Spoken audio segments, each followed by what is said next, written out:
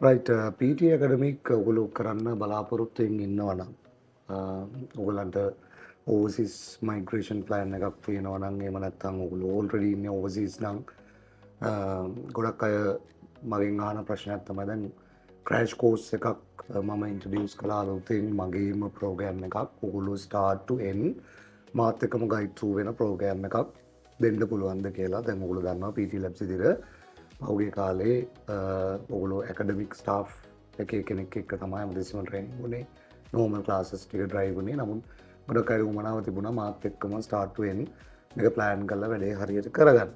ඉතින් මම ගැන පුංචි විස්තරයක් කිව්වොත් මම PT ඇකඩමික් එක්සෑම්ස් 47ක් කරලා තිනවා. 33 වතාවක් රිපීටඩ්ලි 90 each band score එක අරගෙන තියෙන කෙනෙක්. එතකොට මේ අවුරුදු 10ක කාලය ඇතුළත ඒ එක්සෑම්ස් ටික කරලා තිනවා. ඒ වගේම දැන් මේ රීසන්ට්ලි මේ අගෝස්තු මාසේ විශේෂයෙන් නිව්සීලන්ඩ් වල වීසා රූල් චේන්ජ් එකක් වෙනවා. ඒකත් එක්ක ලොකු ස්ටුඩන්ට්ස් ප්‍රමාණයක් මට කතා කළා මේක ඉක්මනට කරගන්න මේ PR පාත් එකකට මේක නැතුව දැන් බැරි නිසා මේක අනිවාර්යයෙන්ම කරගන්න ඕනේ කියලා ළමයි 200 300ක් මේ පටන් ගන්න දැන් මාසයක් එකමාරක් ඇතුළත ඔන්බෝඩ් වෙලා ඉන්නවා. ඒතර මේ ප්‍රෝග්‍රෑම් එක මෙහෙමයි. දැන් ඔයගොල්ලෝ දන්නවා අපි Future Labs Group of Company විදියට මම CEO විදියට මේ එක්සෑම් සෙන්ටර් එකත් රියල් එක්සෑම් සෙන්ටර් එකත් PT වල මගේ අතේ තියෙනවා.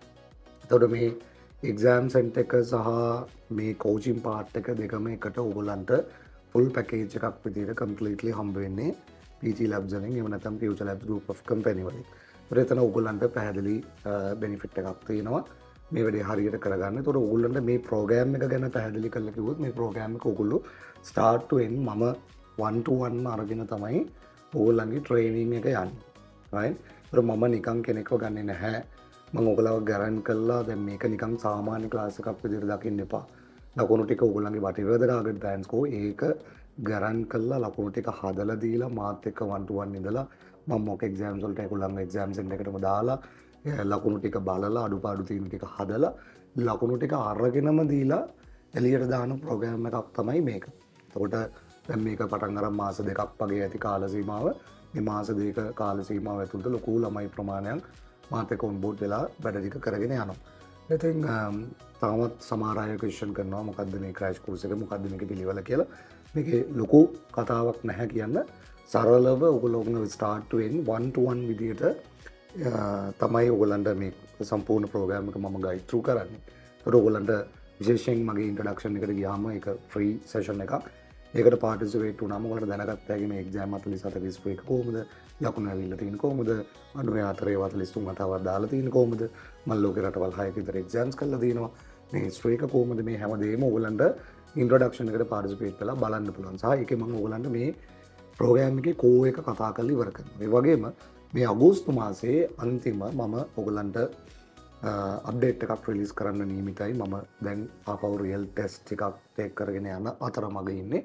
මේකත් එක්ක ඔයගොල්ලන්ට මේ එක්සෑම් එක තව 100 times ලේසි වෙනවා. මේ තියෙන ක්‍රමවේද ලේසි තමයි මම දන්නවා. නමුත් ඊටත් වැඩිය මොකද හේතුව එකට ප්‍රධාන සාධකය වුණේ මේ නිව්සීලන්ඩ් වලින් මට ඔන් බෝඩ් වෙච්ච ළමයි. මේ අයගේ ප්‍රශ්නයක් තිබුණේ මට පොඩ ලැන්ග්වේජ් එක බෑ. ඒ කාලේ එහෙම එකක් ඉල්ලුවේ නෑ. මං ආවේ කාපෙන්ටර් ජොබ් එකට. මං ආවේ ෆාමින් ජොබ් එකට. මගේ භාෂාවේ භාවිතයක් නැහැ. මම මේ නිකන් ශ්‍රී ලංකන්ස්ලත් එක්කම තමයි වැඩ කරන්නේ. ඉතින් මගේ ඉංග්‍රීසි ඩෙවලොප්මන්ට් එකක් එහෙම ඉම්ප්‍රූව්මන්ට් එකක් වුණෙත් නැහැ. ඉතින් මට මේක කරගන්න ඕනේ දැන් PR එකට මේක නැතුව බෑ. මෙන්න මේ පිරිස නිසාම තමයි මම මේ රිසර්ච් එකට අලුතෙන් ඔන් බෝඩ් වුණේ. මේ කට්ටියට භාෂාව මොන මට්ටමක තිබුණත් දැන් ඉන්න ලෙවල් එක කොතන තිබ්බත් මේකේ ස්කෝර් එක අරගෙන දෙන්නේ කොහොමද කියන තැනට තව ටිකක් මේක ලේසි කරනවා. ඉතින් ඒකේ අවුට්පුට් එක 100%ක් සාර්ථකයි. ඔයාලට මේ තියෙන ප්‍රමාණයටත් වඩා එක්සෑම් එක 200 ගුණයකින් තව ලේසි වෙනවා. ඒක තමයි රියැලිටි එක. ඒතකොට ඔයගොල්ලෝ ඉන්න මට්ටම ගැන මට ග්‍රැමර් බැරිද මට ස්පීකින් බැරිද කියන එක ප්‍රශ්නයක් වෙන්නේ නැහැ. මෙතනින් ඉස්සරහට දැන් ඔය ස්ට්‍රක්චර්ස් වැඩ කරන්නේ නැහැ. ස්ට්‍රක්චර්ස් තිබිලා වැඩ කරන්න මේ දැන් බැහැ සිස්ටම් එක වෙනස් වෙලා විවිධ කතා තියෙනවා. මේ හැම දෙයකටම ඔයගලන්ට උත්තරේ ලැබෙයි. ෆ්‍රී ඉන්ට්‍රොඩක්ෂන් සෙෂන් එකට ඉස්සෙල්ලාම පාටිසිපේට් වෙන්න. ඒ වගේම අගෝස්තු මාසයේ අන්තිම මම මේ රිලීස් එක කරන්න හදන්නේ ඔයගොල්ලෝ රියල් එක්සෑම් අප්ඩේට් එකත් එක්ක. ඒකට මේක සම්පූර්ණ ඔයගොල්ලෝ කතා වෙනස් වෙලා කොහොමද මම මේ කතා කරන සරල මෙකනිසම් ඇතුලේ 94 දාන්නේ කියන එක මම රෙජිස්ටර්ඩ් ළමයි ඔක්කොටම මේ අගෝස්තු මාසයේ අන්තිම ඔයගලන්ට රිලීස් කරනවා. ඒ නිසා ඔයාලට පොඩි කාලයක් මම දැන් දීලා තිනවා. කලින් මගේ කාලය ලොකුට දීලා තිබුණේ නැහැ මේ PT වෙනුවෙන්. නිසා දැන් කාලය දීලා තියෙනවා ඔයගලන්ට පුළුවන් ක්‍රෑෂ් කෝස් එකට ඔන් බෝඩ් වෙලා ස්ටාර්ට් ටු එන්ඩ් මේ වැඩේ කරගෙන ලකුණු ටික අරන් දීලම එක්සෑම් සෙන්ටර් එකේ මට දෙන්න පුළුවන් ඒ උදව් ටිකත් එක්ක ඒ සම්පූර්ණ සහයෝගය දීලා ලකුණු ටික අරන් දීලා ඔයගලන්ව එළියට දාන මොඩල් එකක්. අවශ්‍යතාවය තියෙන අය ඉස්සෙල්ලම ෆස්ට් ප්ලේස් එක වෙන්නේ ඔයගොල්ලෝ ඉන්ට්‍රොඩක්ෂන් එකට පාටිසිපේට් වෙන්න. ඒකෙන් මේකේ කී එක ඔයගලන්ට තේරෙනවා.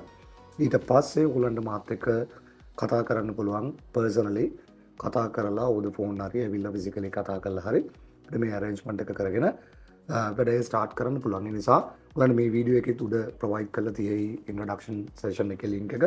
ඒකට ඩිරෙක්ට්ලි ගිහලා සෙෂන් එක බුක් කරගන්න. මේක all 7 days run වෙන සෙෂන් එකක්. කැමති ටයිම් එක බුක් කරගෙන ඊට පස්සේ එතන ඉඳලා අපි වැඩේ ස්ටාර්ට් කරමු. Thank you.